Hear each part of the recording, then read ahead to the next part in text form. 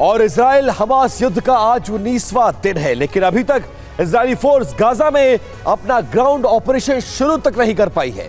इसकी सबसे बड़ी वजह है हमास की वो सुरंगें जिसका गाजा की जमीन के नीचे जाल बिछा हुआ है। हमास के सुरंग के अंदर सारी सुविधाएं मौजूद है। सुरंग के अंदर हथियारों का जखीरा मौजूद है। इजराइल को डर है कि अगर आईडीएफ ने ग्राउंड ऑपरेशन शुरू किया तो हमास के लड़ाके सुरंग से इजरायली सेना पर हमला कर सकते हैं, जिससे आईडीएफ को भारी नुकसान होने की संभावना है। ऐसे में इजराइल फ्यूल रोककर हमास को कमजोर करना चाहता है, क्योंकि सुरंगों को चलाने के लिए फ्यूल की जरूरत होगी और ईंधन की कमी होने से हमास की पूरी व्यवस्था चरमरा जाएगी। जमीन के नीचे सुरंग का पूरा नेटवर्क बिछा हुआ है। अंडरग्राउंड सुरंग मकड़ी के जाल जैसा है। सुरंग के अंदर सारी सुविधाएं मौजूद हैं और सुरंग के अंदर ही हथियारों का एक बड़ा जखीरा मौजूद है, जो बैकबोन मानी जाती है हमास की। इजरायली सेना पर सुरंग से हमले की पूरी आशंका है, इसीलिए जंग के 19वें दिन भी ग्राउंड ऑपरेशन अब तक नहीं शुरू हो पाया। ईंधन से ऑपरेट होती है ये सुरंगें। सप्लाई रोकने से हमास कमजोर होगा और उसके लड़ाके बाहर आएंगे।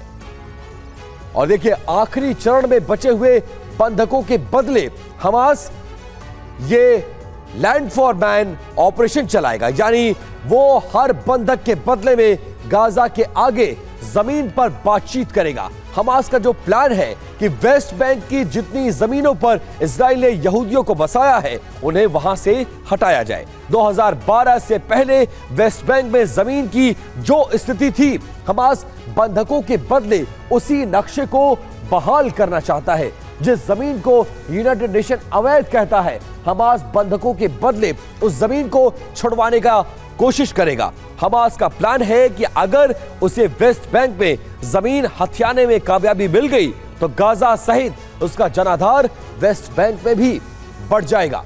इसके बाद वेस्ट बैंक में चुनाव कराकर हमास जीत हासिल कर लेगा और दुनिया को यह संदेश देगा कि असली फिलिस्तीनी आवाज हमास की है। और देखिए, इसी मुद्दे पर करेंगे चर्चा। खास मेहमानों का पैनल हमारे साथ स्टूडियो में पहुंच चुका है। हमारे साथ brigadier retired DS Tripathi sir, जो कि डिफेंस एक्सपर्ट के तौर पर शामिल हो रहे हैं इस चर्चा में, वो आ चुके हैं। इसके अलावा professor Satish Kumar foreign expert के तौर पर हमें ज्वाइन कर चुके हैं। सबसे पहले त्रिपाठी सर, आपके पास आऊंगा और आप ही से शुरुआत। ये जो तमाम डिटेल्स हमने दिखाई है, ये जग जाहिर है कि हमास का जो बैकबोन है वो ये सुरंगें हैं, और शायद यही डर और दहशत है आईडीएफ जैसी फोर्स के मन में कि 19वें दिन भी ऑपरेशन शुरू नहीं हो पाया है। क्या सिर्फ फ्यूल रोक देने से हमास के लड़ाकों को बाहर लाया जा सकेगा? हमास को कमजोर कर पाएगा इजराइल? ये बिल्कुल सही कहा आपने। जो सुरंगों की बात हम पहले भी कर चुके हैं कि ये सुरंगें 12 मीटर से लेकर के 30 से 35 मीटर तक गहरी हैं, और एक लेयर नहीं है, दो लेयर है सुरंगों की। इसके अंदर इनका पूरा आर्म्स एम्युनिशन है, इनके हेडक्वार्टर्स हैं, ये खुद हैं, और सबसे बड़ी बात है बंधकों को भी इसी में इन्होंने रखा हुआ है। तो ये जो है, और यहाँ की जो लड़ाई है सिर्फ सुरंगों की ही नहीं है, वहाँ पर बिल्टअप एरिया इतना ज़्यादा है, इतनी ज़्यादा वहाँ पर इंफ्रास्ट्रक्चर है, बिल्डिंग्स बनी हुई हैं, तो इसमें जो है बहुत मुश्किल होगा सुरंग से या हर एक घर में जाना, हर एक फ्लैट में जाना, हर एक बिल्डिंग में जाना, उसको सिक्योर करना, सिक्योरिटी के साथ उसके अंदर इंफॉर्मेशन पहले गैदर करना। और ये अभी तक 19 दिन हो गए, अभी तक ऑपरेशन नहीं शुरू हो पाया। दो कारण हैं। एक तो इजराइल चाहता है कि पहले पूरा ऑब्जेक्टिव सॉफ्टन अप कर दिया जाए, जितना ज़्यादा से ज़्यादा एरियल या रॉकेट से बम्बार्ड करके डिस्ट्रक्शन हो सकता है, डिस्ट्रॉय कर सकते हैं, उनको किया जाए। और सबसे बड़ी बात देखिए, इन्होंने कहा है हमास का जो है खात्मा करना है। हमास इनके हिसाब से ही 40,000 की स्ट्रेंथ है इनके मिलिटेंट्स की, टेररिस्ट की। उसमें से ये नहीं पता अभी तक कितने मारे गए हैं।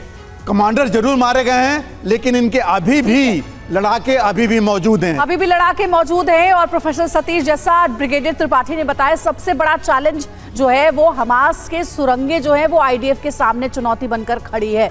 अभी तक जो मिसाइल से, रॉकेट से अटैक हुए हैं, क्या हमास के इन सुरंगों को खत्म करने में कामयाब नहीं हो पा रहे हैं? ग्राउंड ऑपरेशन शुरू क्यों नहीं कर पा रही है आईडीएफ हमास के खिलाफ? देखिए, काम इतना आसान भी नहीं है, जैसा कि ब्रिगेडियर त्रिपाठी जी ने बताया कि किस तरीके से कॉम्प्लिकेटेड सिचुएशन वहाँ पर है। जी। दूध में पानी की तरह चीज़ें मिली हुई हैं, रिहायशी इलाके और हमास के लोग साथ में मिले हुए हैं। और केवल यहाँ पर हमास ही नहीं, हमास की संख्या अगर 40,000 भी मान लिया जाए, उससे ज़्यादा तकरीबन है। हिजबुल्ला उससे ज़्यादा खतरनाक है। और ये संख्या जो बॉर्डर के उस पार से निर्धारित हो रहा है, वो कभी भी इधर आ सकता है। लगातार उसमें रिक्रूटमेंट हो सकते हैं हमास में। जिस तरीके से इस्लामिक फोर्सेस एकत्रित हो रहे हैं, तो ये कहना कि हमास के निर्धारित जो संख्या है वहीं तक सीमित है, बात वहीं तक नहीं है, वो आगे भी बढ़ सकती है। तो इजराइल के लिए इतना काम आसान भी नहीं है। और शायद सर इसीलिए प्रोफेसर सतीश कुमार, इसीलिए इजराइल चाहकर भी ग्राउंड ऑपरेशन शुरू नहीं कर पा रहा है, क्योंकि वॉर फ्रंट के और भी बढ़ने की संभावना नजर आ रही है।